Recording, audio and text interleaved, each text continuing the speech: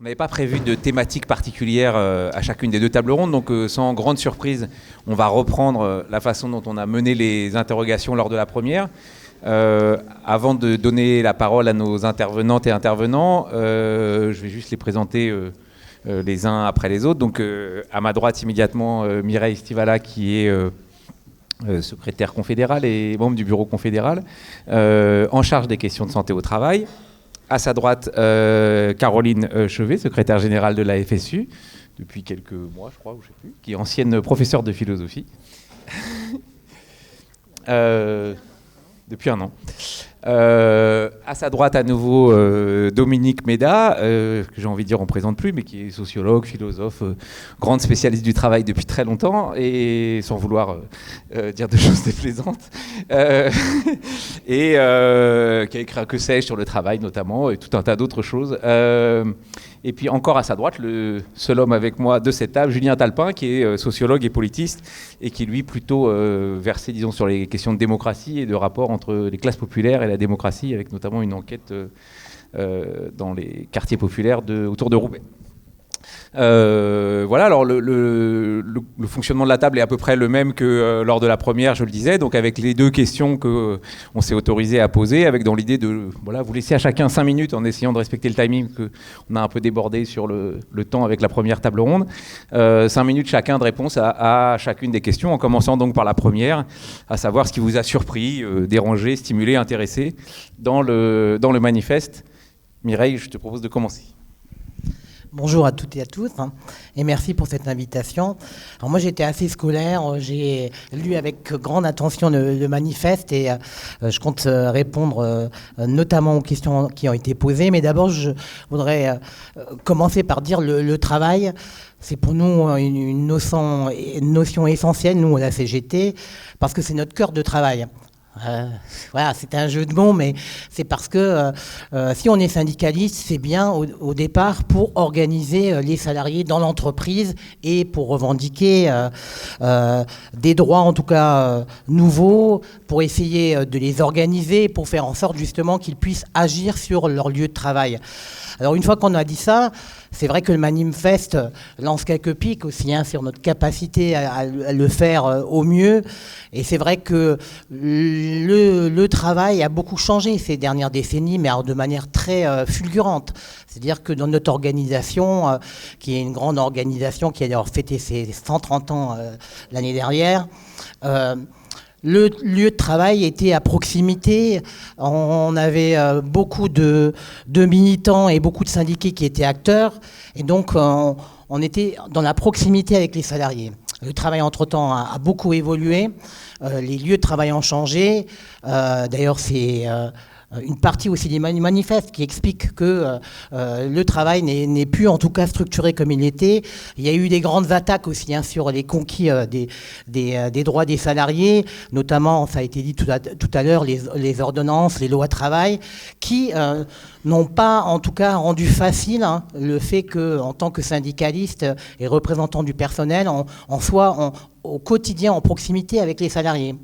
Et alors il y a la dimension aussi du télétravail qui s'est rajoutée, une dimension assez forte, qui a quand même précipité en tout cas les choses, puisque si vous regardez autour de vous, ça a considérablement changé en tout cas les rapports entre les travailleurs, puisque beaucoup télétravaillent, dans certaines entreprises et les salariés ne se rencontrent plus. Même pour les représentants du personnel, les rencontrer, c'est difficile. Et donc c'est vrai que selon les champs professionnels et les métiers qu'on exerce, le travail a été complètement chamboulé ces dernières 10 années. Alors, ce qui est important de dire, c'est que le lieu de travail, effectivement, c'est un lieu où normalement il y a, pour certains salariés, c'est d'ailleurs le seul lieu où parfois ils ont une vie sociale. Et donc ça aussi c'est important de le dire parce que ça veut dire, quand on dit vie sociale, ça veut dire que c'est le seul lieu où ils rencontrent d'autres personnes avec lesquelles ils échangent dans son travail, mais aussi en dehors. Alors la difficulté, le manifeste le pointe vraiment de manière très forte sur la notion de démocratie au travail. Et donc on peut constater que cette démocratie, elle ne s'exerce pas en tout cas largement dans l'entreprise en faveur des salariés, souvent parce que effectivement derrière il y a une volonté capitaliste d'exploitation, et l'exploitation elle se traduit souvent par il faut de la rentabilité et de la performance. Mais derrière la démocratie au travail, d'ailleurs, c'est une grande partie de ce document qui parle de il faut remettre la démocratie au travail, et donc avec des propositions très concrètes. Mais derrière ces propositions, je pense qu'il faut aussi creuser pourquoi dans notre pays cette démocratie au travail est tellement malmenée. Parce qu'elle n'est pas que malmenée au travail, elle est déjà malmenée de manière tout court. La démocratie dans notre pays, quand on regarde des élections qui se succèdent où on ne tient pas compte souvent de ce que les citoyens leur envoient ou ce que les citoyens votent, mais aussi la démocratie, c'est aussi la démocratie à l'école. C'est la démocratie auprès des étudiants, auprès de nos enfants déjà qui sont à l'école. Donc moi j'étais plutôt interpellé sur le fait que cette lecture-là m'a fait penser qu'il fallait creuser plus loin. On peut pas avoir une démocratie sociale au travail totalement satisfaisante si les citoyens, les personnes, les étudiants, les enfants, déjà dans leur vie antérieure, sont déjà malmenés. Et donc ça pose la question de la démocratie dans notre pays à tous les niveaux, et qui doit commencer dès le jeune âge, et qui doit permettre aussi aux enfants, aux futurs professionnels futurs, d'être déjà dans leur apprentissage considéré. Voilà, je le dis d'autant plus que je suis, moi, aide-soignante et je travaille à l'hôpital. Et quand on voit les conditions de formation, d'études de ces professionnels, comment vous voulez faire des bons professionnels qui vont après intégrer l'idée qu'il faut plus de démocratie au travail, alors qu'ils ont été longtemps malmenés déjà dans leur formation, et qu'on les empêche de réfléchir à cette question-là. Donc voilà, ça c'était juste le préalable. Et donc les trois questions voilà, que j'avais à poser, moi c'était plutôt qui m'interpellait, c'était sur la première notion qui est la notion de travail rémunéré, et donc ça fait appel aussi au travail domestique, mais derrière aussi le travail associatif, et derrière la question par exemple des aidants, puisqu'aujourd'hui on a une notion d'aidant où il y a une envie en tout cas de permettre à des personnes d'être rémunérées, ou au moins qu'on tienne compte de leur travail, et si on le considère comme un travail pour la retraite. Et cette question, elle est importante parce que souvent, il y a une forme de dualité. C'est-à-dire que les salariés nous renvoient aussi, si on commence à effectivement à élargir en tout cas les revenus du travail à ce type de personnes, est-ce que ça ne va pas enlever le travail aux autres? Voilà, je le fais court, mais c'est un peu cette dualité-là. Et donc, je pense qu'il faut réfléchir à la notion du travail et quelle rémunération. Ensuite, il y avait une autre idée sur le représentant du travail que vous précisez. J'ai aussi quelques interrogations sur cette proposition, parce que c'est vrai qu'elle pose la question de comment vous voyez en tout cas la déclinaison de ces représentants dans l'entreprise, parce que nous, aujourd'hui, on se rend compte qu'on a déjà du mal à faire en sorte que nos représentants sont respectés. Alors aujourd'hui, élargir le périmètre, est-ce que ça va être possible? Et la démocratie au travail, qui est proposée notamment par la réduction du temps de travail, elle est aussi intéressante, et j'en profite et je terminerai par ça, puisqu'on disait que la question écologique n'intéressait pas forcément tout le monde, et quelqu'un avait dit même le parti écologique, tous les partis écologiques. En tout cas, aux universités d'été des écologistes, il y avait la CGT et d'autres d'ailleurs qui étaient invités, et la question justement était centrale sur les 32 heures, et donc la CGT aussi, on porte l'idée des 32 heures pour améliorer les conditions de travail des salariés, mais aussi parce que c'est une question écologique. Si aujourd'hui la population travaille moins, de fait, elle va être soumise au fait qu'elle va moins engendrer des frais de transport, du transport et ainsi de suite. Et donc c'est aussi une question écologique que la réduction du travail, même si c'est bien sûr une question aussi d'amélioration de conditions de travail. Merci beaucoup. Merci. peut-être donner la parole à Julien Talpin pour qu'on puisse alterner éventuellement intervenants, disons, syndicalistes et plus académiques. Julien Talpin, qui est donc, je le rappelle, sociologue et politiste, plutôt spécialiste des questions de démocratie. Mais... Exactement. Bonjour à tous et toutes. Merci pour l'invitation. Alors je vais essayer de faire, je serai peut-être un peu plus long sur la première que sur la deuxième question, je le préviens d'emblée.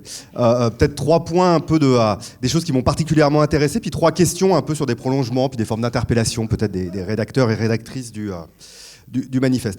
Premier point, donc dire, moi je suis spécialiste effectivement plutôt des questions démocratiques, j'ai beaucoup travaillé sur les formes d'engagement dans les quartiers populaires, et puis par ailleurs je co-dirige un groupement d'intérêt scientifique sur les questions démocratiques, j'anime un projet aujourd'hui qui s'appelle Démosis aussi sur les questions démocratiques, et dire qu'en fond il y a quand même une césure assez nette dans le monde universitaire entre les gens qui travaillent sur la démocratie et les gens qui travaillent sur le travail, quoi. Et on se parle pas beaucoup. Alors on essaye nous un peu avec notre GIS, je l'évoquais avec Dominique Méda, on l'a invité l'année dernière à l'occasion d'un colloque. J'ai mon camarade Guillaume Gourgue qui essaye de lancer des choses, mais on galère un peu. Et donc je pense qu'il y a des points à construire. Et donc peut-être qu'autour, en tout cas, de ce manifeste qui résonne avec beaucoup des questions qui nous intéressent en tant que chercheurs spécialistes de la démocratie, il y a peut-être des choses à faire ensemble. En tout cas, on serait tout à fait partant. 2 points qui m'ont intéressé au-delà de ça. Alors moi je travaille beaucoup aussi sur la question de la répression associative en fait. Je travaille sur le rôle des assos et des collectifs dans les quartiers. Je suis un des animateurs de l'Observatoire des libertés associatives. Alors il y a des ponts aussi, je pense, à construire entre l'analyse de la répression syndicale et de la répression associative. C'est peu fait. Moi, j'en discute un peu avec mon camarade Carré Lyon, mais c'est pas. Il y aurait peut-être là aussi des choses à construire. Mais ce que je trouve bien dans le manifeste, c'est que ça nous permet quand même un peu de sortir de la déprime ambiante. On a besoin, au fond, d'avoir des utopies réelles, des horizons vers lesquels se projeter et d'assumer. Je pense que c'est important pour la gauche aujourd'hui de dégager un peu des perspectives. Donc moi, ça m'a fait du bien de lire ce texte dans lequel je retrouve assez là. Que se passe-t-il ? Voilà. Et puis peut-être troisième point, moi j'ai été assez sensible en fait, et à la lumière notamment du travail que je mène dans les quartiers, dans les quartiers populaires, sur la perspective très large en fait qui est portée sur le travail, alors qui va, je crois, de soi aujourd'hui dans la sociologie du travail, donc ne pas s'en restreindre au travail salarié. Malgré tout, un des acquis, me semble-t-il, de la sociologie du travail aujourd'hui, alors moi je dialogue beaucoup avec le collectif Rosa Bonheur, qui a travaillé sur un de mes terrains d'enquête, qui est la ville de Roubaix, c'est la centralité du travail de subsistance en fait pour les catégories populaires aujourd'hui, que ce soit en milieu urbain, mais c'est aussi vrai en milieu rural.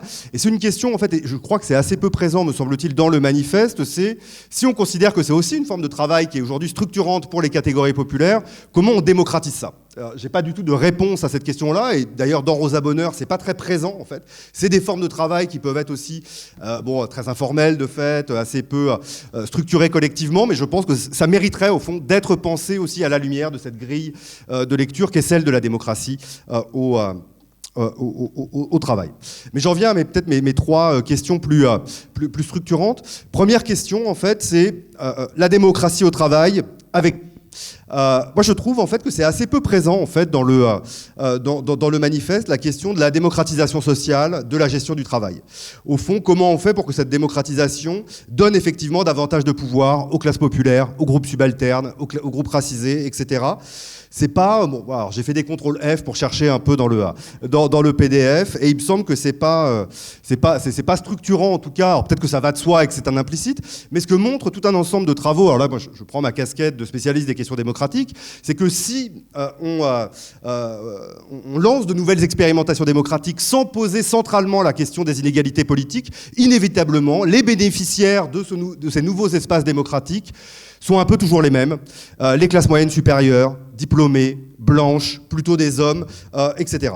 Et il me semble, mais je pense qu'on sera tous d'accord ici, mais ça mériterait d'être pensé peut-être plus avant, que la démocratie au travail n'a de sens que si elle renforce le pouvoir des groupes dominés qui n'en ont pas aujourd'hui. Et voilà, moi je trouve que c'est peut-être pas suffisamment mis en avant dans le manifeste, mais on peut peut-être en discuter, peut-être que ça m'a échappé d'une façon ou d'une autre. Deuxième point, qui est peut-être plus annexe, moi j'ai été surpris que la question au fond, des lieux et des espaces de la démocratie au travail soient peu présentes dans le manifeste. Alors, ça fera peut-être écho aux travaux de Joël Zask, même si elle les a peu mentionnés tout à l'heure, et en lien avec ce que je disais sur la question de la place des groupes dominés, des classes populaires, etc., c'est que, au fond, pour que la démocratisation au travail soit possible, il faut que les classes populaires soient mobilisées, politisées. La question des espaces, des lieux, est fondamentale de ce point de vue-là. J'ai été surpris, par exemple, que, alors j'ai là aussi fait des contrôles F, que les bourses du travail, en fait, ne soient pas, ou presque pas mentionnées, en fait, dans le texte. Et au-delà de ça, les espaces d'organisation collective qui permettent, au fond, des formes de politisation, de mobilisation des travailleurs et des travailleuses dans les espaces du travail, et d'avoir une pensée, au fond, de ces lieux qui permettent un investissement dans de nouvelles procédures démocratiques qui sont évoquées dans le manifeste. Je permets de mentionner, en fait, une des maigres incursions dans l'espace du travail dans le cadre de mes recherches. Ça a été une enquête qu'on a menée avec ma collègue Paula Cossard sur le mouvement des coopératives et des maisons du peuple au début du XXe siècle dans le nord de la France. Et ce qu'on montrait, en fait, dans notre enquête, c'est au fond combien des espaces comme les maisons du peuple avaient été fondamentaux dans la formation de la conscience de la classe ouvrière au début du XXe siècle. Les maisons du peuple qui étaient à la fois des espaces d'organisation syndicale, partisane, etc. au moment des grèves, mais c'était aussi là où se retrouvaient les coopératives. On venait parce qu'on venait acheter du charbon et du pain pas cher. Et puis c'était aussi des espaces de sociabilité où on venait faire la fête, où on venait danser, chanter, etc. Et bon, moi je pense qu'on a plus que jamais besoin aujourd'hui d'espaces précisément qui permettent l'intrication entre le quotidien et le politique. Et ce qui nous tue d'une certaine façon, c'est la surspécialisation des espaces politiques et d'organisation collective et leur rupture, leur déconnexion des espaces du quotidien. Et qu'une des conditions pour qu'il y ait un investissement massif, notamment des catégories populaires dans les espaces démocratiques, institués, etc., de la démocratie au travail ou en dehors, c'est précisément d'avoir des espaces en dehors, de formation collective, de la conscience, des intérêts, etc. Et voilà. Et donc il faut penser les lieux où ça peut se produire. Et ça, je l'ai pas énormément vu dans le manifeste, donc j'avais envie de vous entendre un peu là-dessus. Et puis troisième point, alors je sais pas, je suis arrivé un peu en retard, c'est quelle stratégie d'une certaine façon. C'est peu présent, me semble-t-il, dans le manifeste. J'imagine qu'on sera tous d'accord pour dire ici, et c'est un peu le point de départ de votre travail, que c'est pas gagné, ça a été dit tout à l'heure. Voilà, c'est pas une question, c'est une question qui est, c'est dit dans le manifeste, assez marginalisée par les partis, la gauche, y compris les syndicats. Et donc, quelle est votre stratégie, au fond, pour changer la donne et renverser la table? Alors, rédiger un manifeste et donc lancer la bataille culturelle, j'imagine que c'est ça, c'est interpeller par les idées, etc. Mais ma question, c'est est-ce que c'est suffisant, au fond? Et donc, voilà, j'avais envie de vous entendre un peu là-dessus sur quelle stratégie pour interpeller les syndicats, les partis, ou peut-être au-delà. Est-ce que l'idée, c'est il y a à la fin du manifeste, moi j'étais intéressé par toutes les idées sur les délégués du travail réel, les CSCT, etc. Je trouve ça vraiment, vraiment intéressant. Est-ce que l'idée, justement, c'est plutôt de changer la loi? Comment on fait dans le rapport de force extrêmement défavorable qui est le nôtre aujourd'hui à l'échelle nationale? Est-ce qu'à l'échelle locale, il y a des choses à jouer? Les municipales arrivent, ou au fond, le local, quand on bosse sur le travail, ça compte pas. Voilà. Bon, que faire? Quelle stratégie? Je pense que c'est quand même important quand on veut définir, au fond, de nouveaux horizons politiques. Merci. Merci beaucoup. Y compris pour l'effort manifeste de tenir les 5 minutes, mais c'est un peu dur. Caroline Chauvet, secrétaire générale de la FSU. Bonjour à toutes et tous. Merci pour cette invitation et pour ce manifeste. Je voulais juste préciser que je ne suis pas ancienne professeure de philosophie, parce que pour la militante de la FSU que je suis, c'est pas possible. En fait, on ne peut pas poser les choses comme ça. Je suis toujours professeure de philosophie, dorénavant dans un lycée parisien depuis septembre, après avoir été 20 ans dans les quartiers nord à Marseille. Et donc, c'est important aussi quand on parle du travail de se dire qu'on continue à avoir une activité de travail. Le travail militant, c'est un travail, mais c'est aussi un peu métaphoriquement un travail. Le vrai travail, c'est quand même celui qu'on fait pour la subsistance. La première réaction en lisant le texte, c'était d'abord un certain plaisir, une forme de familiarité, un peu comme comme le plaisir qu'on a à des retrouvailles. Je l'évoquais en arrivant avec Yves Bonnet, avec lequel j'ai eu l'occasion de travailler il y a assez longtemps, parce que dans donc mon syndicat, le SNES, il y a un travail de longue date qui a été initié avec le CNAM, en partenariat avec le CNAM, une équipe qui travaillait avec Yves Clos, qui a permis de construire ce qu'on appelle des collectifs métiers.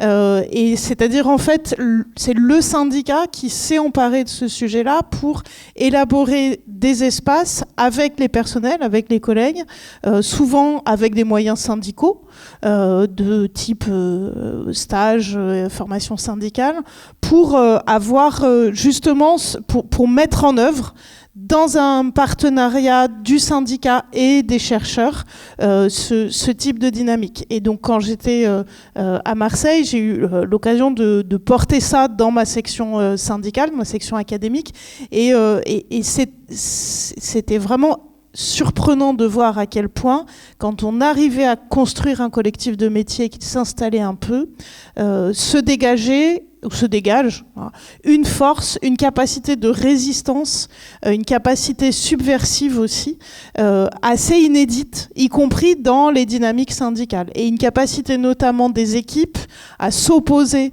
aux prescriptions managériales, à la hiérarchie, à partir de leur travail, à partir de la réalité de leur travail. Et donc, c'est évidemment un plaisir de retrouver ça, d'autant que on a pu par la suite creuser ces choses-là à la création des CHSCT. On avait dans l'Académie d'Aix-Marseille fait venir, arracher au rectorat une journée entière de formation de tout l'encadrement de l'académie, donc chef d'établissement et inspecteur obligatoire avec Yves Clos. Et donc ils ont écouté Yves Clos pendant une journée, leur parler notamment de santé au travail et de suicide au travail. Et c'était aussi une expérience assez intéressante. Mais ça me permet aussi de témoigner de la fragilité de ces dynamiques au sein des organisations syndicales. Quand on lit le manifeste et qu'on a vécu soi-même cet engagement pour essayer de le faire vivre dans le syndicat, ça sonne un tout petit peu comme un reproche que les syndicats s'en emparent pas suffisamment, et c'est vrai qu'on s'en empare pas suffisamment, mais là où on s'en empare, c'est difficile vraiment de le faire perdurer. Il y a la question des débats, alors qui est moins d'actualité aujourd'hui, mais j'ai le souvenir qu'il y a 15 ans, c'était encore d'actualité de dire que ça, c'est finalement un sujet très réformiste. La vraie question, c'est comment on met les collègues en grève et comment on affronte, et finalement là-dedans, on peut trouver que des petits aménagements. Je crois que c'est pas tant le sujet aujourd'hui, mais c'est surtout celui des moyens des syndicats pour faire vivre ces dynamiques-là. Et je crois que, alors c'est vrai dans la FSU, mais je pense que c'est vrai ailleurs, c'est une histoire un peu d'aller-retour, des périodes où il y a des équipes qui s'en emparent et d'autres où c'est plus difficile. Pour autant, il en reste quelque chose.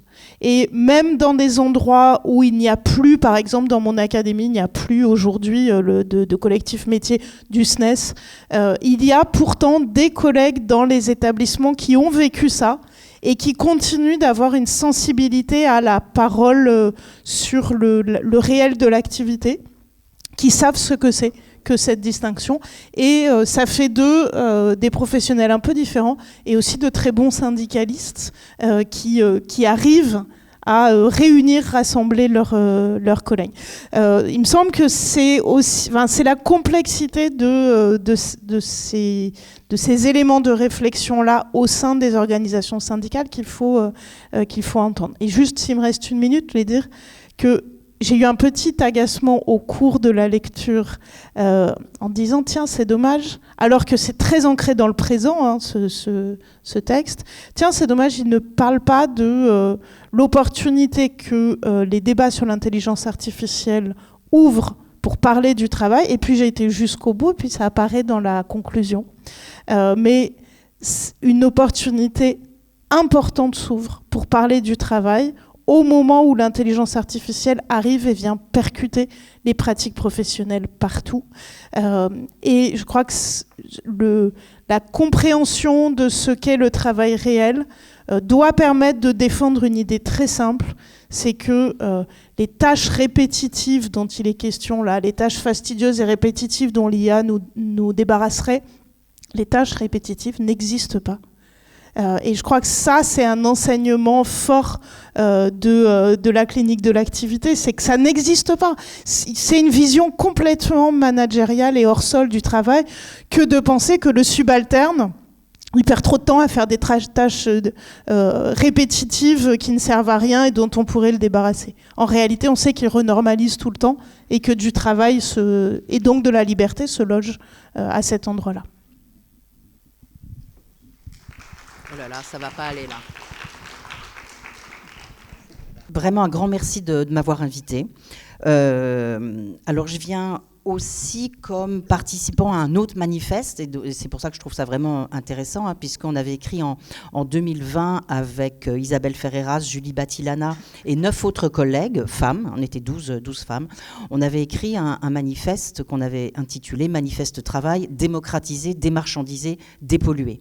Avec l'idée que les trois devaient s'articuler. Et donc, je suis très, très contente qu'on puisse discuter parce que je trouve qu'en ce moment, j'y reviendrai dans la deuxième partie, j'ai l'impression quand même que cette idée, elle commence à faire un peu son chemin. Ici, il y a beaucoup de personnes qui portent ces idées. Hein. Bon, il y a Corentin qui s'est signalé tout à l'heure, il y a Bruno et Jérôme et Coralie qui ont écrit « Travailler mieux ». Il y a Olivier Favreau qui a écrit sur la codétermination, préfacé par Marie-Lise Léon. Donc voilà, j'ai l'impression que là, on pourrait trouver un début de fédération, et je pense qu'un des points, ça sera qu'on arrive justement à se fédérer, un début de fédération pour porter cette idée dans le débat politique. Et justement, je pense que le combat politique, là, il est très, très, très difficile parce que, enfin, vous le savez tous beaucoup mieux que moi, hein, en fait, la droite a volé à la gauche la question de la valeur travail. C'est très, très clair. On le voit, par exemple, quand Bruno Retailleau a fait le 7 janvier sa conférence qu'il a intitulée « Travail gagnant ». Alors moi, du coup, ma dernière chronique dans Le Monde, je l'ai intitulée « Le Retailleau-macronisme, c'est travail perdant », en essayant de montrer pourquoi, d'abord, l'échec absolu de la politique, des politiques des gouvernements d'Emmanuel Macron sur le travail. Mais je crois qu'il faut faire très attention parce qu'en effet, ils sont en train de nous prendre cette question de la valeur travail. Et puis, c'est un troisième petit préliminaire, l'importance de cette question, en effet, pour le combat politique en général. Si vous regardez les travaux, par exemple, des sociologues, c'est encore des femmes qui ont travaillé aux États-Unis sur le vote Trump. Elles ont été, je pense par exemple à Hochschild. Elle a été interviewée des gens qui avaient voté pour Trump. Et ce qu'on voit, c'est la place vraiment extrêmement importante du travail, de l'absence de dignité dans le travail, de la perte de travail dans le vote, ce que Thomas avait montré au niveau un peu avec les enquêtes.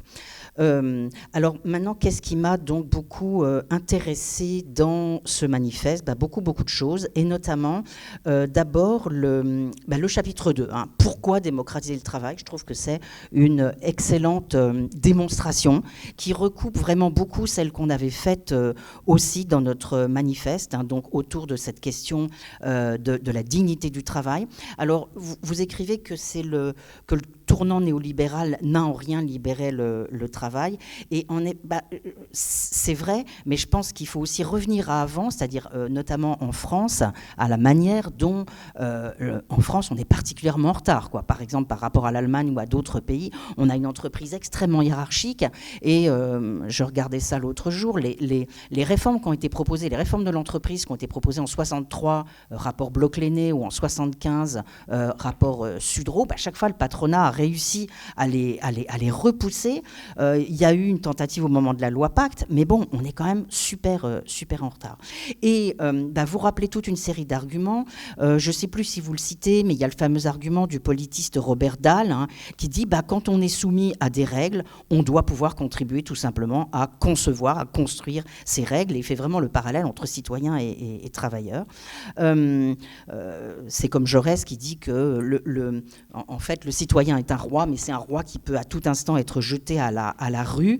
Donc voilà, je trouve, ce qui m'a beaucoup stimulé et intéressé, c'est cette argumentation solide qui montre la légitimité de cette revendication. Et ça, c'est très important pour qu'on nous dise pas, ouais, c'est ça, vous êtes des militants qui racontent n'importe quoi. Non, il y a une construction. Dans l'ensemble des arguments, vous évoquez évidemment l'argument de la santé publique et des conditions de travail. C'est une question absolument essentielle. Et ce qui m'a intéressé aussi, c'est quelque chose qu'on connaît bien, c'est le déni. C'est l'absolu déni. Donc moi, j'ai passé longtemps à la DARES avec Thomas, et donc je me souviens en effet ce que vous racontez dans le manifeste,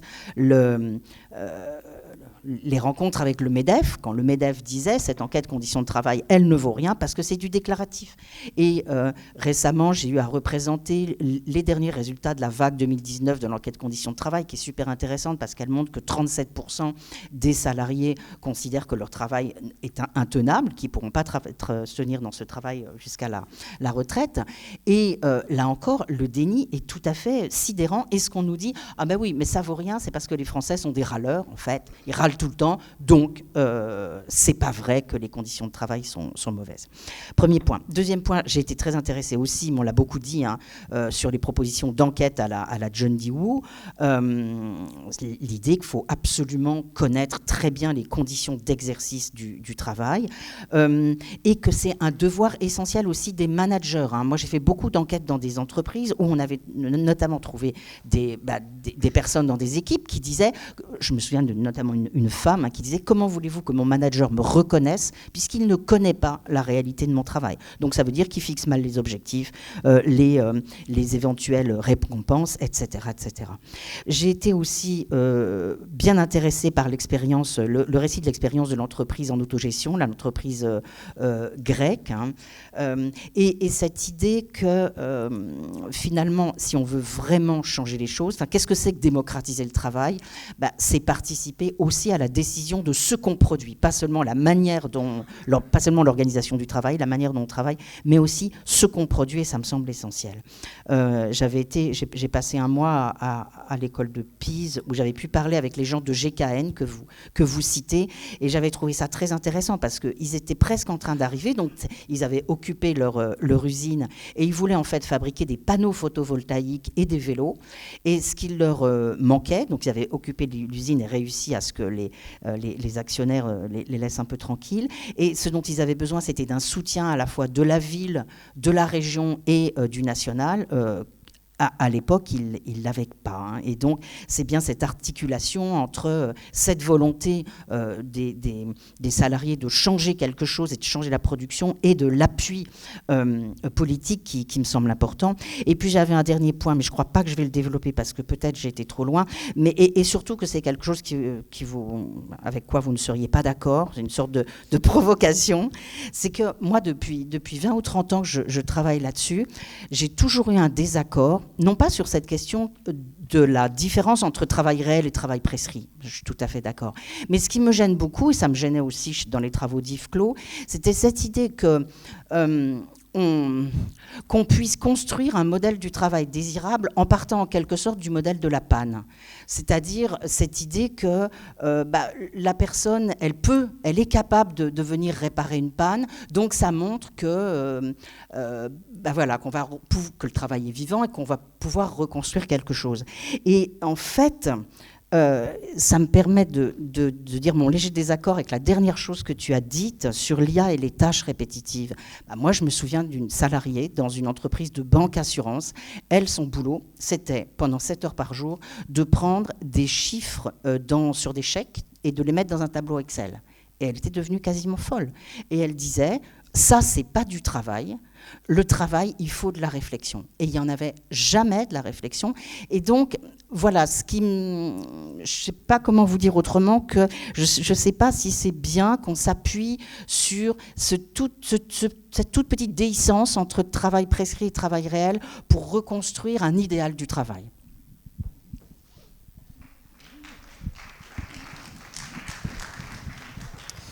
Bien, merci beaucoup à toutes et tous. Parole à la salle, comme promis. Juste pour vous dire que vous avez eu beaucoup de questions au collectif. On a deux de nos représentants qui vont faire la conclusion et je pense qu'il y aura peut-être une partie des réponses qui sera donnée dans la conclusion. Mais on n'avait pas prévu de répondre forcément aux questions comme ça. Mais on va reposer la même question au public. Ceux qui ont été frustrés tout à l'heure de ne pas parler ou alors qui sont inspirés maintenant, si tu veux bien te présenter. Bonjour à toutes et à tous, Bruno Palier.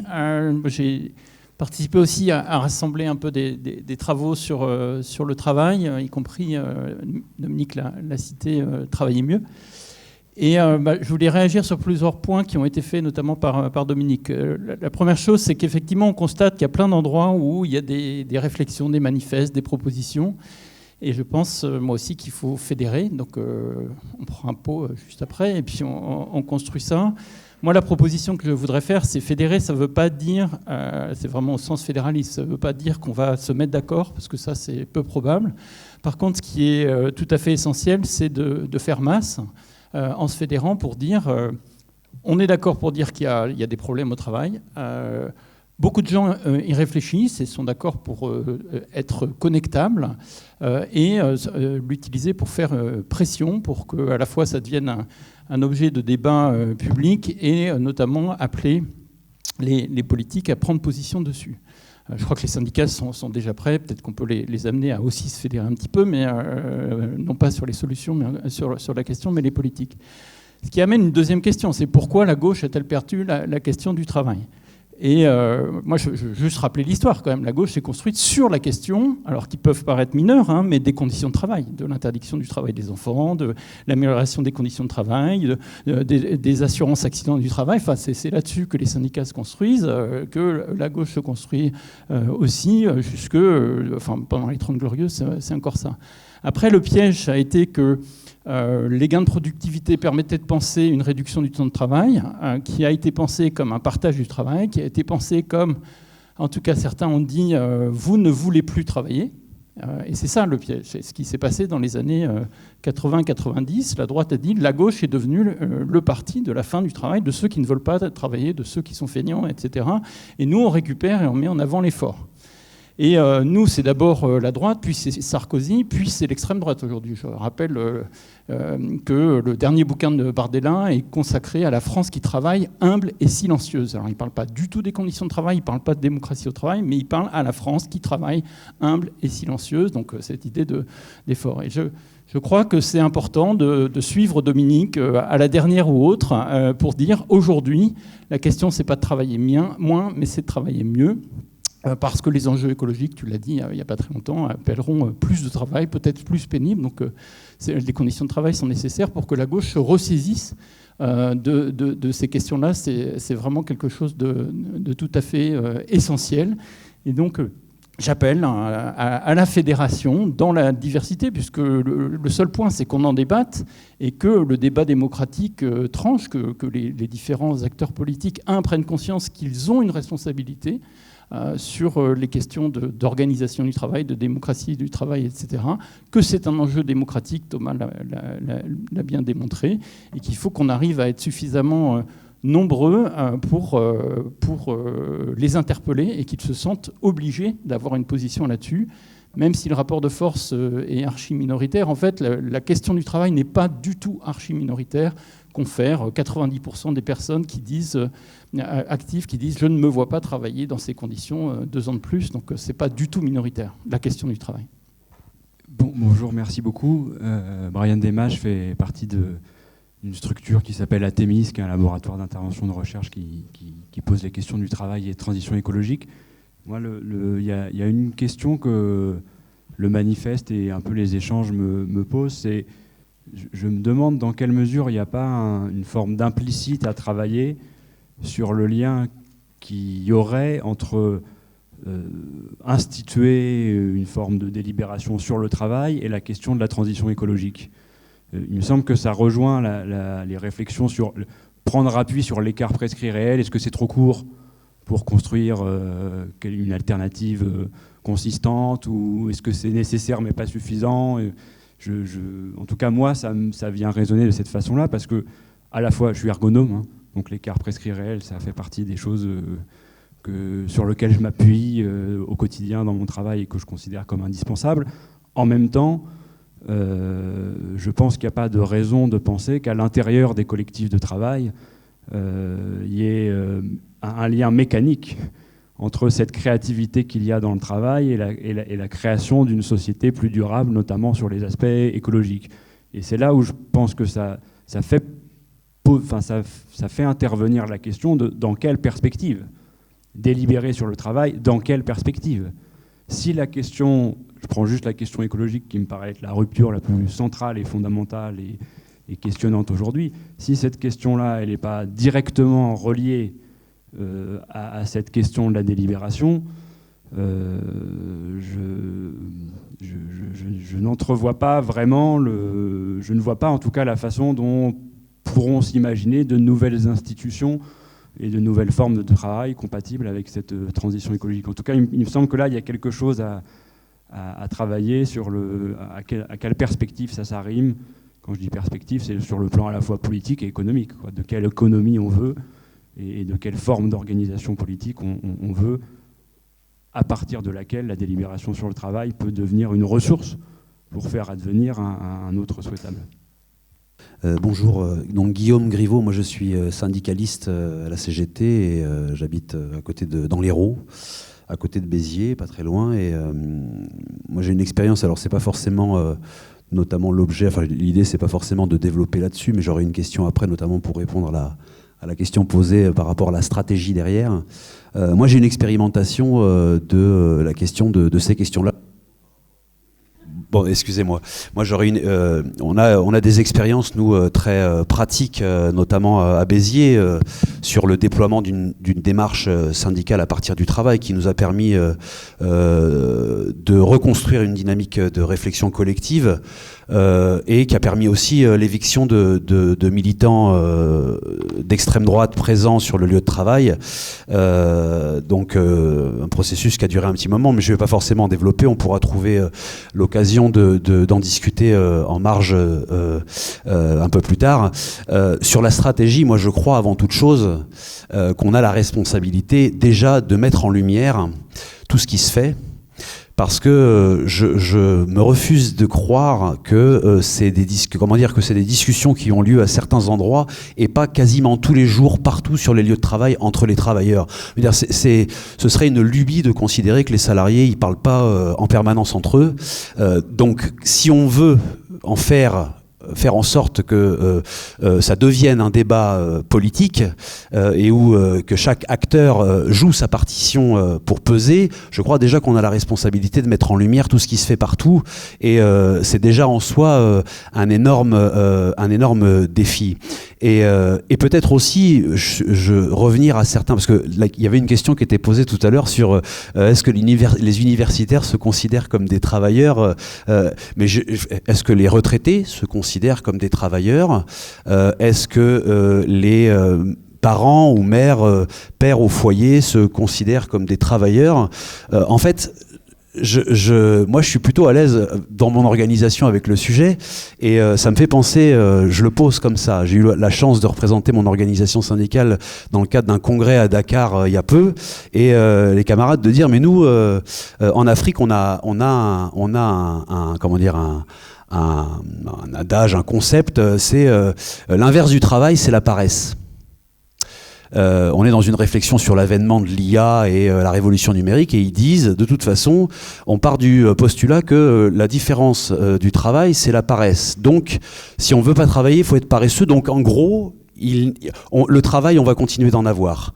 Par contre, c'est comment est-ce qu'on fait pour avoir une réflexion du fond sur ce qu'est véritablement le travail, c'est-à-dire pas uniquement la fenêtre de l'emploi salarial. Et pour le coup, je pense qu'on a beaucoup effectivement on a besoin encore d'explorer les sujets et je crois, y compris, on a besoin de s'approprier des propositions qui existent. Nous, à la CGT, par exemple, on a des propositions qui existent depuis plus de 25 ans, notamment sur la question de nouveaux droits et garanties pour les salariés qui nous permettent de nous émanciper de ce cadre du travail et du mal-travail voulu par le capital. Et donc, je crois qu'aujourd'hui, si on veut effectivement peser et définir des stratégies, moi je crois qu'on a toute la légitimité et la responsabilité de mettre en lumière tout ce qui se fait et de nous accorder pour faire en sorte qu'on puisse accorder nos violons ensemble. Merci, j'ai été un peu long. Mais c'est parce qu'il y a encore deux prises de parole. Le jeune homme là et après Jean et après on passera au deuxième tour de table, je pense. Il y a encore deux. Non ? Oui. Mais il faut qu'ils viennent. Merci. Baptiste, je suis militant à la CGT Paris. Moi, le point qui m'interpelle, c'est qu'il y a différentes choses qui sont plutôt des réussites dans le livre. Et donc la question, c'est comment on passe d'un modèle où ces choses ont un statut expérimental, où c'est des réussites qu'on met en avant, à c'est le fonctionnement normal de nos organisations syndicales. C'est-à-dire à partir du moment où il y a des choses qui marchent, ça ne devrait pas être des points ponctuels dont on se félicite, mais ça devrait être la routine syndicale, puisque le but de nos organisations, c'est bien d'être des outils qui permettent de remporter des victoires. Et cela étant, il y a un des exemples qui est dans le livre, qui est dans ma branche, qui a été mené par un syndicat CGT, et aujourd'hui, je constate qu'on n'a pas réussi à faire en sorte de dire cette enquête sur du harcèlement, etc., a fonctionné. Maintenant, on met en place des choses concrètes pour que ce savoir-faire soit partagé dans toute la branche et que nos formations soient pensées comme un transfert de pratique de ce qui a fonctionné à un endroit donné. Il y a sans doute une mise à jour du logiciel à faire sur notre conception de la formation là-dessus, où on fait surtout des formations pour transmettre du contenu, des valeurs, ce qui est utile, mais au final assez peu pour mutualiser des choses très pratiques qui ont pu être mises en œuvre à un endroit avec succès, pour faire en sorte d'élever et d'égaliser par le haut le niveau de rapport de force qu'on a pu gagner à un endroit. Et le deuxième point, qui vient peut-être limiter un peu ce premier constat, c'est en effet, des fois, c'est difficilement généralisable. Parce que j'ai l'impression que la méthode qui est proposée d'enquête au long cours, menée par un collectif militant stable, elle a un certain nombre de conditions de possibilité qui ne sont pas remplies partout dans le monde du travail aujourd'hui et qui peuvent pas être menées par toutes les structures syndicales qui existent aujourd'hui dans nos organisations, en tout cas dans celles que je connais le mieux, CGT et Solidaire, mais je pense que c'est la même chose à la FSU, c'est-à-dire ça demande d'avoir un noyau militant un peu formé, un peu stable, dans une entreprise donnée, capable de travailler ensemble sur le long terme, de se fixer son propre agenda et de ne pas se laisser dicter son agenda par les ordres du jour de CSE qui tombent à chaque fois. Et ça, malheureusement, très souvent, c'est des conditions qui sont pas remplies. On a la majorité de nos syndicats qui ne sont pas capables de faire ça, et il faut le reconnaître. Et du coup, il faut se demander comment on fait en sorte que nos structures syndicales soient capables d'appuyer nos syndicats partout, donc que nos fédérations, nos unions départementales soient capables d'être des lieux où on donne aux équipes syndicales sur le terrain les outils pour pouvoir mettre en œuvre ce genre de démarche. Parce que la réalité, c'est que aussi ça ne se passe pas. Pourquoi ? Parce que très souvent, les équipes syndicales sur le terrain, elles ne sortent pas de leur lieu de travail, d'accord ?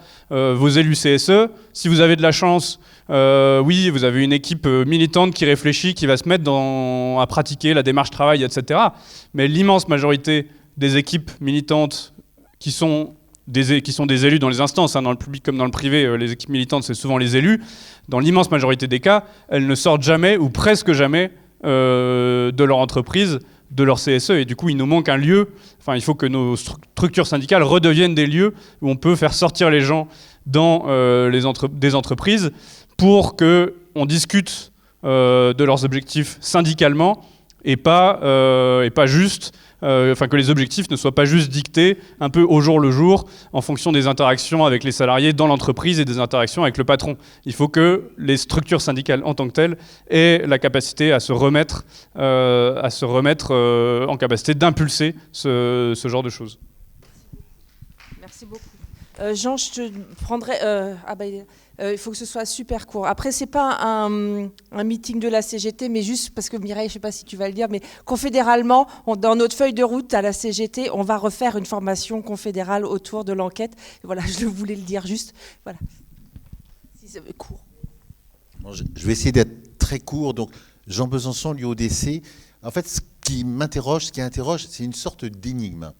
C'est-à-dire, moi, depuis 15 ans, je reçois des syndicalistes, des chercheurs, Alain Alfonler, Philippe Martinez, Damien Cru, enfin, des gens qui sont dans la salle, et on essaye de réfléchir et comment on pourrait agir sur comment on pourrait travailler mieux. Tourne autour de ça. Et le petit souci, c'est que vous avez remarqué, ça ne passe pas à l'échelle, c'est ce que vient de dire le collègue là. Et donc, pour moi, l'énigme, c'est, si on est sur le travailler mieux, normalement, les gens qui bossent, ça va quand même mieux pour eux. Et du côté de l'entreprise, du côté de la perf, l'entreprise, je peux dire l'hôpital par exemple, mais aussi l'entreprise privée, ça marche mieux aussi. Et quand même, l'énigme, c'est pourquoi ça ne bouge pas plus que ça. Ça, j'avoue, alors j'ai posé la question à Marcel Grignard, que beaucoup d'entre vous connaissent.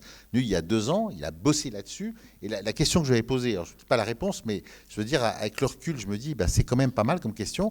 Pour que le travail et la société de demain donnent envie, le travail et la société de demain, ce qu'entreprises et organisations syndicales pourraient faire. Alors, Marcel était intervenu là-dessus, mais je pense que pour lui, c'était aussi une sacrée énigme. Merci.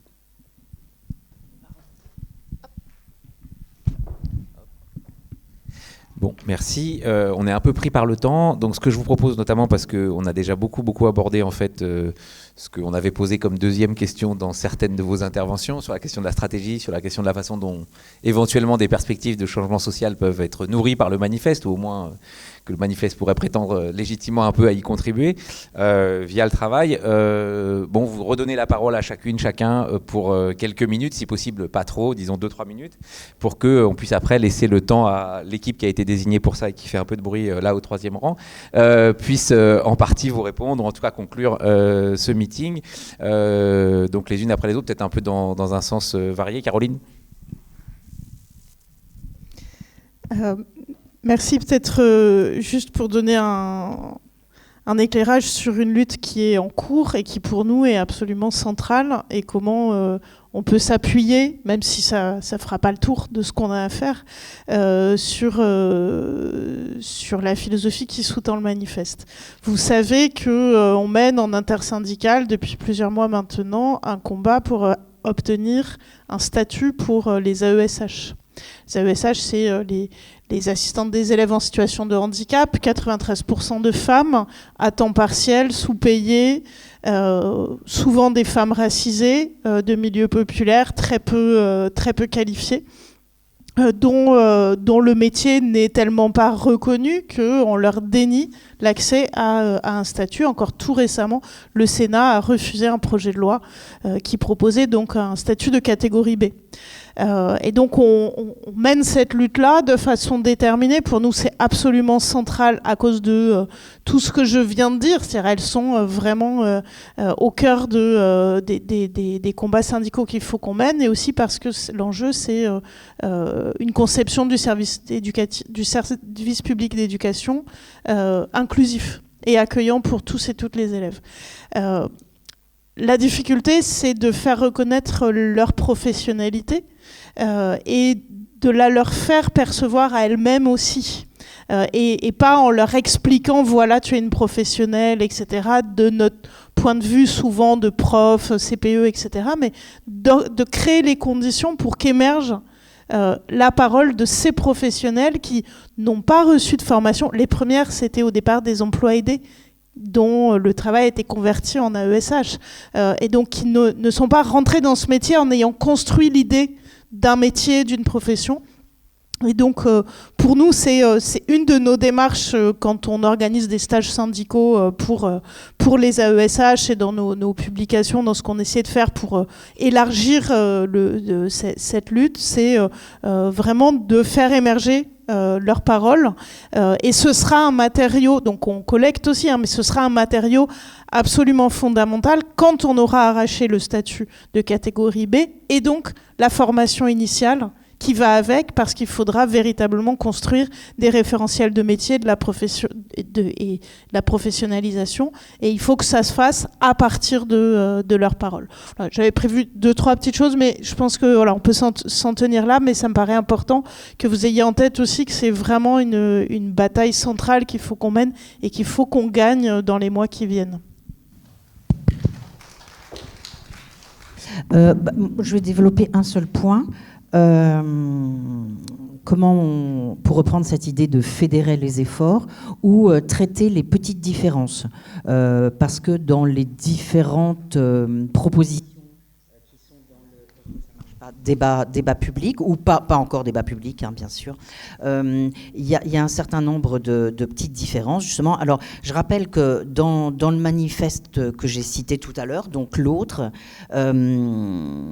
qui est un peu porté par Isabelle Ferreras. D'ailleurs, Isabelle Ferreras, qui là vient de terminer 6 mois de travail à la demande de la ministre du Travail espagnole, et elle rend lundi un rapport qui, je crois, va être très très intéressant et qui montre, qui donne à la ministre du Travail espagnole des lignes pour engager cette grande réforme.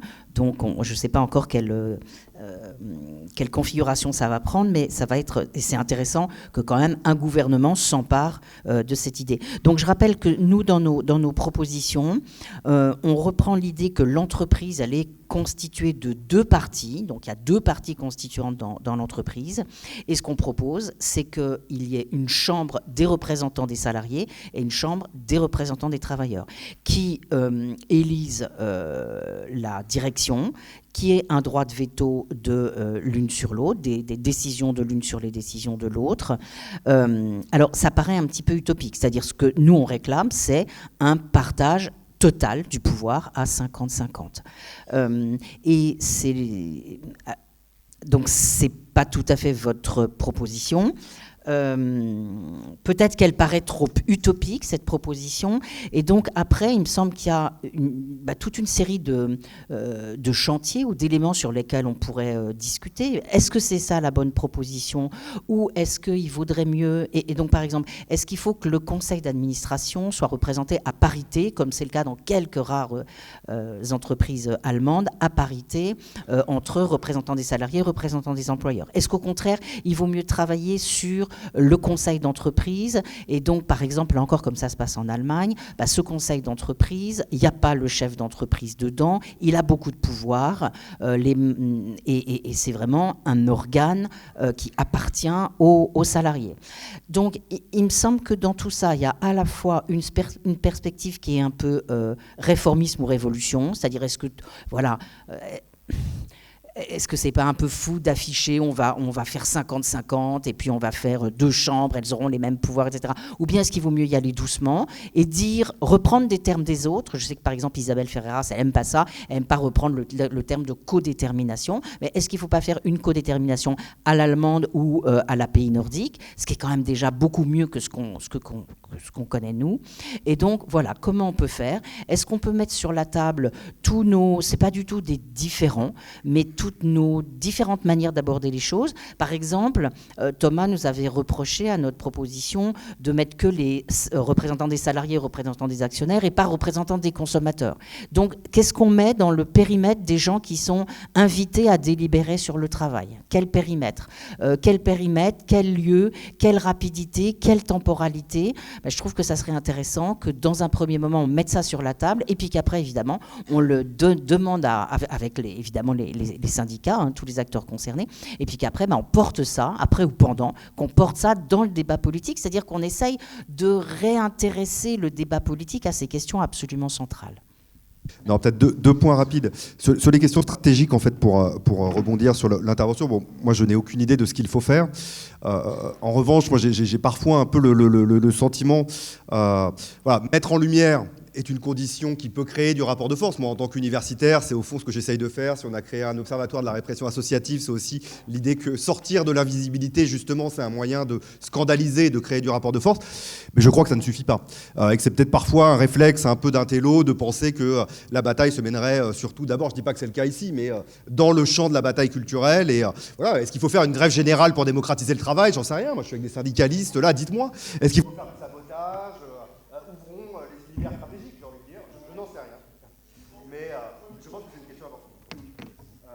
Et pas pour dire que ça devait faire partie du manifeste, mais c'est plutôt, j'avais envie qu'on en discute, quoi. Et puis peut-être juste deuxième point, moi en fait la façon dont aussi ça m'interpelle dans les questions que je me pose un peu aujourd'hui avec les camarades avec lesquels je travaille autour des questions démocratiques, c'est un peu sur, je vais le formuler de façon très rapide parce qu'on a peu de temps, c'est sur comment résister au fascisme. Voilà. Et pour rebondir aussi sur ce que disait Dominique, pour le dire très rapidement, pour les gens qui travaillent un peu sur ces questions-là, plutôt dans le champ justement des études sur la démocratie, il y a cette idée que le fascisme, la tête pourrie par le haut, il y a beaucoup de travaux aujourd'hui sur le rôle des élites de ce point de vue-là, mais que ça finit à un moment par percoler sur le bas au fond et qu'il peut y avoir des aspirations aussi autoritaires au sein du peuple. Tu évoquais les travaux de Child par exemple sur les États-Unis. Et ce que montre tout un ensemble de travaux, c'est combien, et on pourrait conclure un peu de cela, qu'il y aurait une sorte d'aspiration naturelle à des leaders forts, à de l'autorité pour résoudre les problèmes. Et ce que montrent des travaux un petit peu plus fins, au fond, c'est que, qui permettent de dénouer aussi certaines ambivalences dans ce rapport à la démocratie, pour le dire comme ça, c'est que, en même temps, voilà, les gens sont, quand on leur pose des questions sur dans quel système politique vous voudriez vivre, ils sont plutôt partants, en fait, pour plus de démocratie, etc. Et c'est bien souvent, en fait, une sorte de sentiment de résignation démocratique qui les conduit à se tourner vers l'option leader fort, avec l'idée que, au fond, la démocratie marche pas très bien, on croit pas beaucoup à sa possibilité de réforme, et donc le plan B, c'est le leader fort. Et donc répondre à ça, me semble-t-il, c'est forcément ne pas lâcher l'affaire sur la possibilité d'inventer d'autres modalités démocratiques. Et quand on pense à ça, du côté en tout cas des gens qui travaillent sur la démocratie, c'est beaucoup par la réforme institutionnelle. Pour le dire très simplement, là avec tout un ensemble de camarades, on va essayer d'organiser une sorte de convention citoyenne sur la 6e République à l'automne prochain. Je ne vais pas vous cacher que la question du travail, elle est à ce stade très peu présente. Et c'est un problème. Et donc moi ce que j'entends et ce avec quoi je repars, et bon, ça dit surtout des choses sur mes propres impensés, c'est qu'il faut que pour répondre à ces aspirations démocratiques qui ont du mal à trouver des débouchés, c'est aussi faire le pont avec toutes les questions de démocratie au travail que vous soulevez. Et peut-être dernier point, de façon beaucoup plus court-termiste. Et là, je pense que ça résonnera aussi avec un certain nombre de réflexions qui sont menées au sein des syndicats. De façon très concrète, nous, avec tout un ensemble de fédérations associatives, on va lancer aussi des campagnes dans les mois qui viennent sur les dangers de l'extrême droite, pour le dire comme ça, et l'enjeu démocratique pour de résister au fascisme. On a beaucoup parlé en fait des enjeux de se fédérer, de dépasser les frontières, etc. Je pense qu'il y a un enjeu aussi fondamental à ce que les organisations syndicales s'investissent dans cette bataille-là. Alors tout l'argument des assos, c'est de dire il y a 21 millions de bénévoles au fond dans les assos qui, pour tout un tas de raisons, notamment répressives, au fond, n'ont pas naturellement tendance au fond à s'investir sur ce champ-là de la résistance à l'extrême droite, au fascisme, etc. Et je pense qu'il y a un enjeu aussi à ce que des ponts soient créés pour résister en fait avant qu'il ne soit trop tard, et que peut-être à court terme certaines luttes défensives méritent d'être menées en commun. Voilà, merci. Oui, je suis la dernière, donc il faut que je sois rapide. Oui, non, je pense que aujourd'hui, en tout cas pour le syndicalisme, on a vraiment une triple besogne, c'est-à-dire il faut effectivement toujours améliorer en tout cas les conditions de travail, le sens au travail pour les travailleurs, et en même temps il y a la question démocratique, mais dans son ensemble, pas que sur le travail, notamment sur toute la société. Et effectivement, devant des échéances électorales qui se rapprochent, la question effectivement aussi de l'extrême droite, du nombre de salariés dans nos entreprises qui de plus en plus vont vers ce type de vote. voilà, c'est vraiment un enjeu important que d'aller sur les lieux de travail et d'être en échange constant avec les salariés. Alors la difficulté, on l'a dit tout à l'heure, c'est le monde du travail qui a complètement changé, qui a éloigné finalement les salariés du syndicalisme, du local syndical, mais aussi par les différentes attaques aussi sur toutes les instances qui aujourd'hui ne permettent plus en tout cas de les représenter tels qu'il faut. En tout cas, nous, la CGT, on continue à mener des batailles concrètes. Et la bataille concrète, c'est déjà de rendre visible, en tout cas, ce qu'on voudrait rendre invisible dans la société et au sein de l'entreprise. Je donne un exemple, la CGT s'est lancée dans une grande aventure l'année dernière de mettre rapidement, en tout cas visible, le nombre d'entreprises aujourd'hui qui sont mises à mal, qui ont des plans de licenciement, parce que sinon ça n'existe pas dans le paysage. C'est-à-dire que c'est des éléments qui sont importants. Alors c'est aussi une enquête que de recenser le nombre d'entreprises qui sont en difficulté, là où il y a des conflits.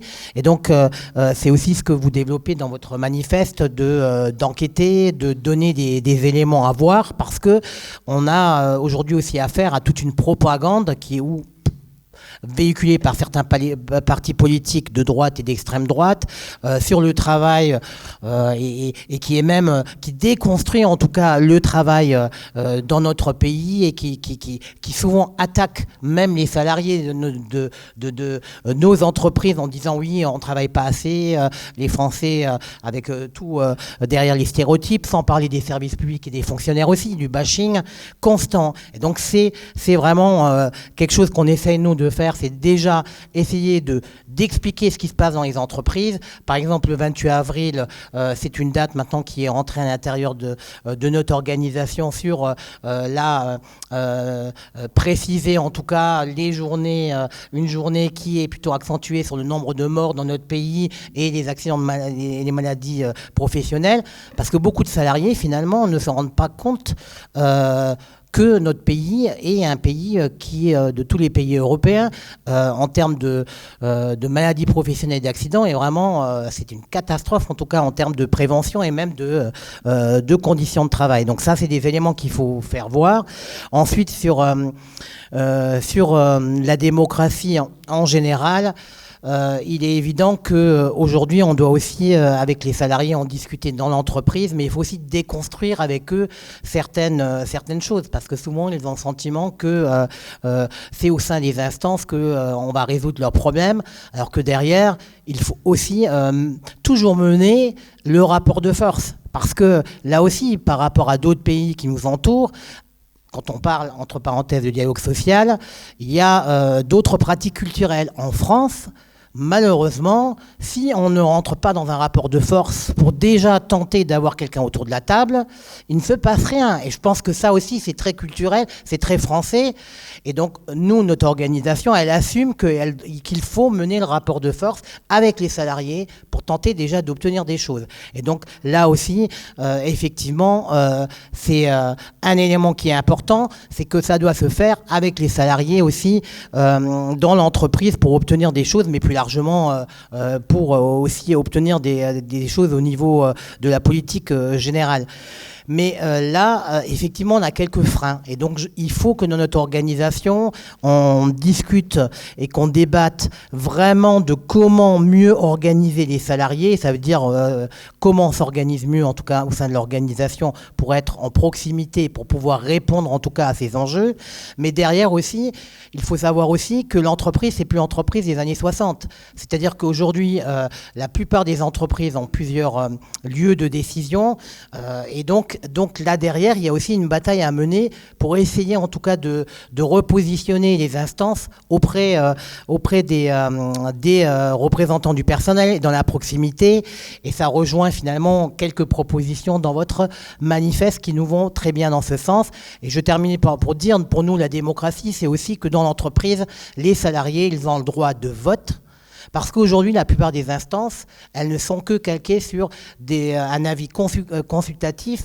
Et donc, même si toutes les organisations votent contre un projet, la plupart du temps, l'employeur peut, de manière unilatérale, décider en tout cas de certaines choses dans l'entreprise. Donc là aussi, la démocratie, ça voudrait dire que dans l'entreprise, c'est le vote qui est donné aux salariés pour qu'on puisse mieux les représenter, et un vote qui n'est pas qu'une consultation et dont on ne tient pas compte. Voilà. Merci beaucoup. Bon. Je propose qu'on laisse la parole à Alexis et Muriel et qui viennent en partie au moins peut-être répondre aux questions qui ont été nombreuses et interpellations. Je voulais juste préciser qu'il y a une réunion, enfin il y a une échéance qui est intéressante la semaine prochaine, organisée par l'Agora d'Odesse, où Isabelle Ferreras va venir présenter son projet. Et donc ce sera l'occasion, Dominique et tous les autres, d'avoir des échanges de fond qu'on n'a pas souvent l'occasion d'avoir autour de ces questions. Donc je vous invite à regarder sur le site ou à vous adresser à Corentin qui pourra vous en dire plus. Bonjour à toutes et à tous. Donc on va s'auto-présenter. Donc Muriel Prévost-Carpentier, je fais partie des ateliers Travail et Démocratie avec Alexis Cuquier. Et je suis universitaire, je fais partie des chercheurs du collectif et je suis donc à l'université Paris 8. Je vais te présenter peut-être si tu veux. Oui, bonjour à toutes et tous. Moi, Alexis Cuquier, je suis chercheur aussi, militant syndical. Et donc l'idée, c'était en 10 minutes, parce que dans 15 minutes, il faut qu'on soit sorti à 17h30 pour le travail réel et les conditions de travail des camarades qui travaillent ici, de dire quelques éléments de discussion, de réponse, de suite, voilà, mais ça ira nécessairement assez vite. Et l'idée, je le dis tout de suite, c'est que ça continue, ce débat. Donc je vais commencer. En fait, il y a quelqu'un qui a dit, on sait qu'aux ateliers Travail et Démocratie, ce qui vous rassemble, c'était vous, c'est le travail réel. Et effectivement, c'est ce qui nous a rassemblés au départ, en fin 2019, début 2020, à l'initiative de Alexis Cuquier, Julien Luçon et Thomas Coutreau.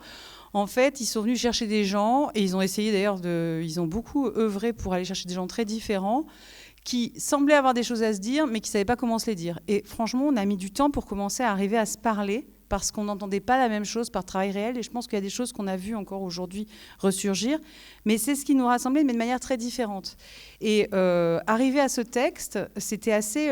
justement, ça a permis aussi une expérience démocratique entre nous, que chacun puisse s'exprimer, s'écouter et essayer vraiment de se comprendre. Donc ça, je voulais le dire, parce que dans la fabrication du manifeste, il y a aussi une dimension démocratique qui est assez rare et assez intéressante, et qu'on n'a pas du tout documentée. Il y a quelqu'un qui a posé une question, je crois que c'était Patrice Bride, sur l'entrée par le travail réel.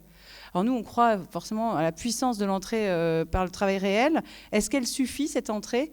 De notre point de vue, oui. C'est même celle qui nous rassemble, parce qu'on croit qu'elle a une très très forte puissance politique et complètement sous-estimée. Il y a 3 raisons à ça. D'abord, une raison qui a été dite par Sabine Fortino, ça permet une vision systémique, c'est-à-dire de traiter dans un ensemble de questions qui d'habitude sont peut-être traitées de manière silotée, qui sont séparées, fragmentées, et qui du coup, on ne mesure pas ce qu'elles veulent dire dans l'activité, diraient les ergonomes, mais aussi dans la vie quotidienne. Donc, on a pu traiter comme ça les questions de santé, même si en France, la manière dont on traite les questions de santé au travail, c'est une manière déjà de politiser le travail, mais ça, c'est autre chose. Mais on a pu traiter ensemble aussi les questions de genre, de race, de classe, les questions du vivant. Et j'espère que ça se voit dans le manifeste, mais je pense que ça s'est assez vu dans ce que vous avez dit. Donc, la première raison, cette vision systémique. Deuxième raison à cette entrée par le travail réel et au fait qu'on croit qu'elle suffit.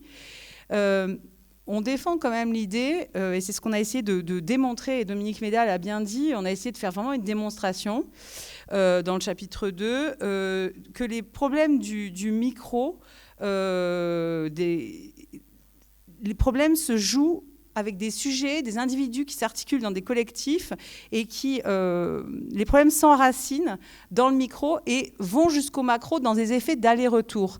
Il n'y a pas de problème qui tombe comme ça d'en haut. Les problèmes, en fait, sont issus de problématiques qui sont rencontrées au quotidien, et c'est ces difficultés-là, et ces difficultés ou c'est les ressources, etc., tout ce qu'on trouve dans le travail réel qui peut se systématiser, qui peut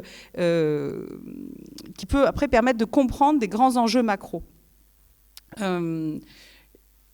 On pourrait dire beaucoup plus long là-dessus, mais bon. Troisième question, troisième raison à l'entrée sur le travail réel, la question de la citoyenneté. En fait, quand on l'a dit, on a fait référence aux travaux de Thomas Coutreau. La question de citoyenneté, ça veut dire que quand dans le travail, on est traité comme un instrument, qu'on est réduit à un instrument, on peut le faire parce que du point de vue de l'emploi, il faut le faire et qu'il faut effectivement prendre en compte la question de la rémunération et gagner sa vie, gagner la possibilité de vivre. Mais on ne vit pas bien le fait d'être réduit à un instrument. Et donc, nécessairement, ça a des effets. Et ça a des effets qui ont été montrés sur une forme de violence qu'on retourne à l'extérieur et qu'on peut retrouver dans les urnes. Il y a aussi Madame Chevillier qui a parlé de la complexité qui empêche de se saisir des questions du travail réel. En fait, le travail réel, ça paraît très simple vu de l'extérieur, mais quand on a vu, entre nous, quand on a beaucoup discuté, qu'il y avait des espaces de mécompréhension, etc., et qu'en fait, effectivement, c'est assez compliqué de se saisir des questions du travail réel. Ici, c'est semblé évident de parler d'enquête, de savoir qu'on analyse le travail par l'enquête, mais en fait, tout ça, c'est parce qu'on hérite de méthodes d'analyse, etc., qui nous semblent très connues et qui ne sont pas nécessairement connues partout. Tu me dis si je trouve. Ouais. Ensuite, il a été question de l'IA.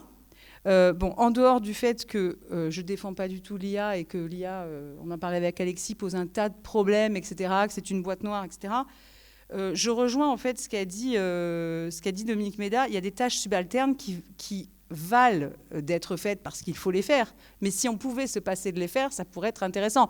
On a tous été contents de voir arriver la machine à laver, des tas de choses qui peuvent simplifier la vie des gens. Donc le problème, c'est que moi, je pense que quand on parle de ça, on ne parle pas vraiment du travail. Et je suis assez d'accord quand Dominique Méda dit que construire un modèle du travail désirable sur le modèle de la panne, c'est pas parce que l'humain est indispensable et seul capable de rattraper certaines pannes, certaines erreurs, que l'humain est central. Je pense qu'on a essayé d'inverser ce regard, nous, dans le manifeste, et on a essayé de montrer plutôt la question de qu'est-ce que ça signifie de mutiler ce qu'il y a dans l'écart prescrit réel. Qu'est-ce que ça signifie? Qu'est-ce que ça produit comme effet? Qu'est-ce que ça veut dire de tous les jours aller travailler en sachant qu'on va être subordonné réellement, c'est pas juste une subordination juridique, et qu'on va se vivre comme subalterne et qu'on n'a pas d'autre horizon jusqu'à la fin de sa vie et que la libération de la retraite. Ça, c'est insupportable à vivre. Moi, je peux le dire, je pense qu'il y a beaucoup d'enseignants-chercheurs qui sont devenus enseignants-chercheurs aussi pour échapper à cette forme de subordination. Donc, ça pose la question de la manière de regarder le travail. Et je pense qu'on n'a toujours pas vraiment... Il y a encore beaucoup d'incompréhension sur ce qui est contenu dans cet écart prescrit réel. Ouais. La dernière chose que je voulais dire, il y a eu aussi une référence dans le public au dialogue sur le travail. Alors, je ne suis pas contre le dialogue sur le travail, mais nous, on n'a pas défendu d'abord le dialogue sur le travail. On a défendu d'abord l'enquête. Et ça, c'est très important parce que le dialogue sur le travail, le danger du dialogue, c'est on parle, on s'en va et rien ne s'est passé. Alors que l'enquête, ça s'enracine, ça donne à voir les problématiques du travail. Alors le recours à la notion de dialogue, ça peut être très dangereux si le dialogue ne s'enracine pas dans une analyse, ne s'enracine pas dans une enquête et ne permet pas de visibiliser les choses telles qu'elles se déroulent. Et d'ailleurs, on le voit, puisqu'il y a une grande puissance quand on arrive à démontrer la difficulté d'une situation de travail, quand on arrive par les modèles ergonomiques notamment, à montrer comment les choses se passent, ça a un grand pouvoir, ce qui ne veut pas dire qu'après, on ne va pas être en but à ce qui se voit dans l'exemple qui est donné dans le chapitre 1, c'est-à-dire un repli parce que les décideurs ont changé. Et nous, je ne pense pas qu'on soit contre la proposition que Dominique Méda mettait en avant d'une gouvernance à 50. C'est pas ça la question. On a essayé de faire quelque chose qui permette déjà une avancée, de proposer une avancée, parce qu'on pense que cette puissance du travail réel, elle est repoussée en fait. Et c'est ça le problème, c'est qu'on a une incapacité aujourd'hui à dire que ce qu'il se passe réellement a une importance. Et ça, c'est tout à fait insupportable parce qu'on déréalise le travail en fait. Et les gens en viennent à se demander si ils ont vraiment compris ce qu'ils sont en train de faire, ce qui est vraiment en train de leur arriver. En plus, il y a toute une méthodologie d'une novlangue qui vous fait croire que vous avez mal compris, enfin, avec un enrobage. Bon, voilà, je passe les détails, mais ça, on le vit aussi à l'université avec la managérialisation de l'université, où on nous demande d'employer ce vocabulaire qui invisibilise avec des catégories très dangereuses. Donc, moi bon, à part, c'est parce que je suis ergonome et philosophe, mais moi, je me vis comme une travailleuse, hein, et je trouve que nous sommes aussi en butte à ces catégories-là, et donc on voit comment ça grignote, hein, voilà. Et je laisse la parole à Alexis. Ouais, faut pas tarder.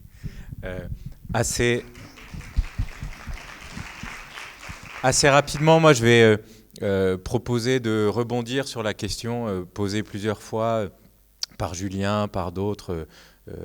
Quelle stratégie, un peu revenir à l'intention en fait de ce manifeste et des ateliers Travail et Démocratie, et puis lister, mais ça ira très vite, des thèmes où j'ai essayé de noter, voilà, des thèmes qui se recoupent dans toutes les interventions, les discussions, et je finirai, mais en fait je commence par ça, par vous redire que donc il y a un livre qui est issu de ce travail, qui sortira le 17 avril et qu'il est possible de précommander.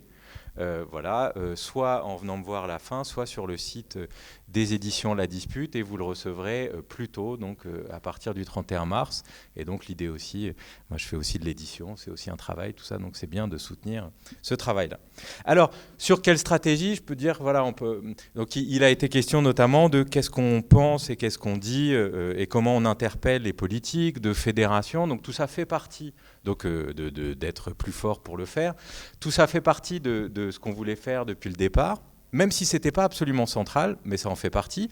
Et d'ailleurs, pour la parution du livre, là vous avez remarqué qu'il n'y avait pas de responsable politique, on a fait exprès, mais on a pensé que la prochaine fois, on va essayer de poser un peu les mêmes questions à des responsables politiques et d'en faire un moment où on les interpelle et si possible on les secoue un petit peu. Cela étant, la stratégie principale, et donc c'est peut-être aussi quelque chose d'important à clarifier, pour nous, c'est de renforcer les collectifs de travail et renforcer le syndicalisme. Ça ne s'oppose pas, mais il y a quand même un pari un petit peu différent. Hein, c'est pas pour ça qu'on ne va pas travailler ensemble, mais ce n'est pas le même pari. Et nous, ce qui est vraiment central, c'est cette question d'outiller les collectifs syndicaux, de faire discuter et de faire connaître ce que font déjà les syndicalistes ou les militants dans les collectifs, les militants et militantes du travail au sens large.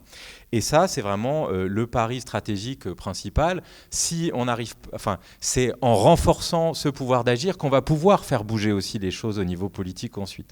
Et donc là, il y a quelque chose à discuter sur qui a envie de faire quoi ensemble. Nous, on veut faire les deux, et on veut faire une troisième chose aussi, qui est de mettre la question du travail dans le débat public, dans tous les espaces. Moi, je suis un militant éco-syndicaliste, écologiste aussi. La question qui a été posée une ou deux fois là tout à l'heure, de poser la question du travail dans les espaces écologistes est extrêmement importante, de voir tout ce qui s'y invente, ce qui s'y discute, mais aussi les problèmes.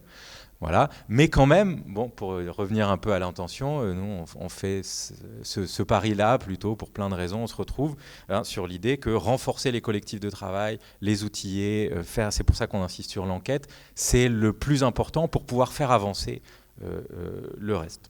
Cela étant, donc, à mon avis, on va en discuter, mais on sera tous très partantes et partants pour se fédérer, interpeller ensemble. On a fait des tribunes, on peut faire des plateformes, on peut faire plein de choses ensemble très très volontiers, on le fait déjà.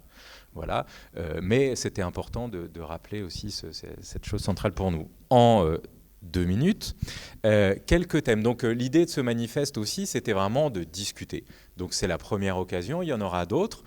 J'en annonce déjà au moins une autre. Donc on va faire un arpentage dans le cadre du Printemps des Humanités à Condorcet le 21 mars à 17h, donc pour essayer aussi de faire connaître auprès d'un public plus large. Il y aura d'autres occasions. Vous pouvez organiser, on s'est fait pour ça, quoi, ce manifeste, le texte en ligne et le livre, des discussions autour de tout ou partie du manifeste. On est disponible aussi pour venir en discuter avec vous, mais c'est pas obligé qu'on soit là, les rédactrices, pour en discuter dans vos organisations, dans vos lieux de travail, dans vos associations, etc.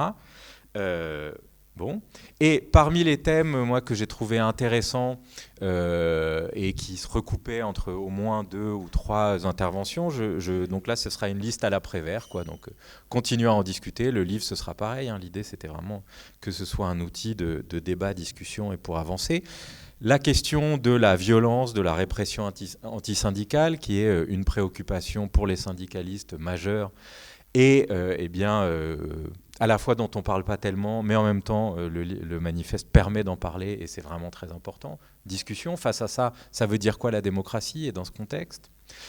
Discussion aussi qui a été posée par plusieurs interventions de la question travail, reproduction, subsistance. Là, il y a vraiment un débat à la fois de définition, de catégorie, mais aussi de pratique qui est très intéressant. Nous, on a essayé d'avancer un petit peu entre nous, mais il faut continuer à discuter. Voilà, moi, j'aurais plein de trucs. Enfin, moi, ça m'intéresse particulièrement. Voilà, cette question, définir le travail comme production de la vie, mais pour d'autres, ça, c'est plutôt la subsistance. Bon, tout ça est intéressant.